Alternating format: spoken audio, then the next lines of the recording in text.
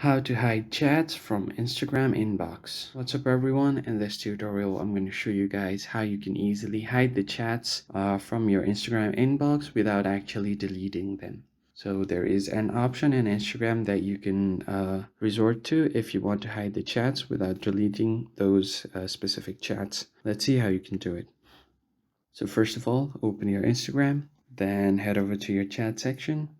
And once you are here, what you can do is select a chat that you want to hide. So just tap on the chat. So let's say if I want to hide this one, if I go ahead and long press on this, there is actually no option to hide the chat. It's only delete, pin, or mute. So in order to do that, if I just open this profile chat as well, here is actually no option here as well. So what you can do is tap on privacy and safety and then tap on restrict. Once you restrict this chat, it will be hidden from your inbox. So as you can see, the chat is right now hidden from the inbox. Now let's see how you can unhide it. You have to head over to your profile and head over to your settings.